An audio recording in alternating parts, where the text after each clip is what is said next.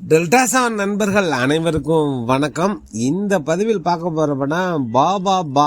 Malayalam action comedy movie தான். திலீப் மோகன்லால் இணைந்து நடிச்சிருக்காங்க.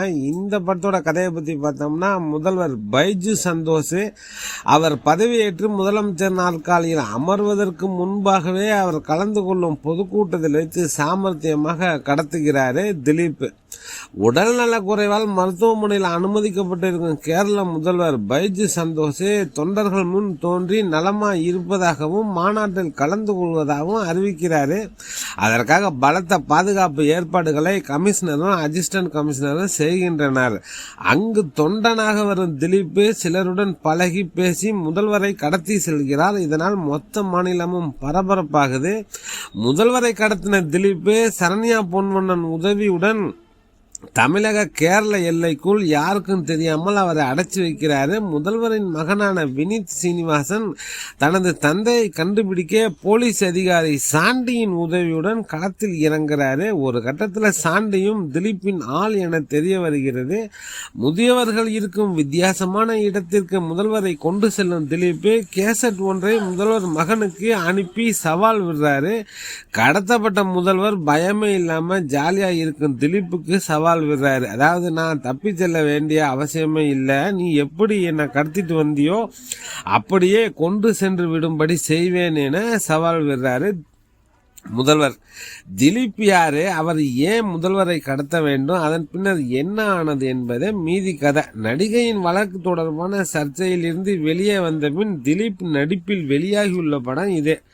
காமெடி ஆக்ஷன் படமாக இதனை அறிமுக இயக்குனர் தனஞ்சய் சங்கர் இப்படத்தை இயக்கியிருக்காரு. பயம் பக்தி பகுமானம், அதாவது பகுமானம்னா மரியாதைன்னு அர்த்தம் மலையாளத்தில். அதுதான் பயம் பக்தி பகுமானம் என்பதை சுருக்கி பாபா பா என தலைப்பு வைத்துள்ளனர். ஒரு சாமானிய மனிதன் ஒரு மாநிலத்தின் முதல்வரை கடத்தி தனக்கான கோரிக்கையை முன்வைக்கும் சீரியஸான கதையை காமெடியாக கையாண்டுள்ளனர். படத்தின் ஆரம்பத்திலேயே நோ லாஜிக் ஒன்லி மேட்னஸ் என பதிவிட்டு லாஜிக் எல்லாம் கேட்காம படத்தை பாருங்க என்கிறார் இயக்குனர்.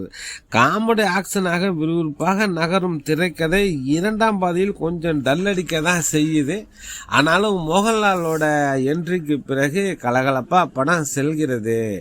திலீப்பும் நடிப்பும் வசனங்களும் வழக்கம் போல அவரது ரசிகர்களை கைதட்ட வைக்குது என்றாலும் அவரது கதாபாத்திரமும் அழுத்தமா ரசிகர்கள் ஏற்றுக்கொள்ளும்படியா உருவாக்கப்படல.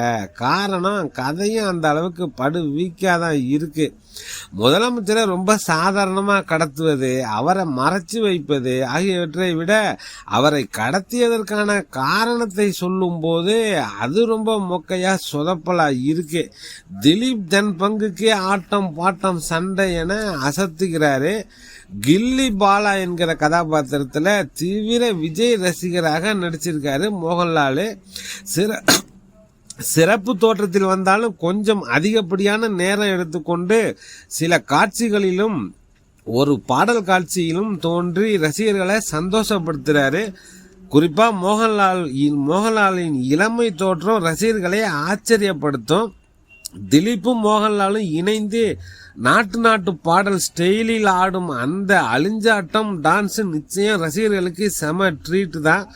லோகா படத்தின் மூலம் போலீஸ் அதிகாரியாக என்ட்ரி கொடுத்த சாண்டி மலையாள ரசிகர்களிடம் மிகப்பெரிய வரவேற்பை பெற்றிருந்தாலும் அவர் முதலாக மலையாளத்தில் நடிக்க ஒப்பந்தமான படம் இதுதான். இதுலயும் அவருக்கு போலீஸ் அதிகாரி கதாபாத்திரம் தான் நிறைய முக்கியத்துவம் அவருக்கு கொடுக்கப்பட்டுள்ளது. யாரும் எதிர்பாராத கிளைமேக்ஸ் சஸ்பென்ஸாக என்ட்ரி கொடுத்திருக்காரு எஸ்.ஜே. சூர்யா. மார்க் ஆண்டனி பாணியில திலீப் மோகன்லாலுடன் அவர் கிளைமேக்ஸில் உரையாடும் அந்த 3 நிமிட காட்சி, அவர் பேசும் வசனங்கள் எல்லாமே காமெடி அளப்பறதான். தியான் சீனிவாசன் எதற்காக வருகிறார் போகிறார்னே தெரியல.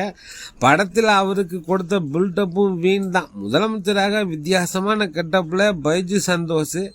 நடிகர் திலீப் ஒரு வழக்கில் குற்றவாளியாக சிறையில் இருந்த போது வெளியான ராம்லீலா அப்படின்னு ஒரு படம் 100 கோடி வசூலிச்சது திலீப்போட படம்.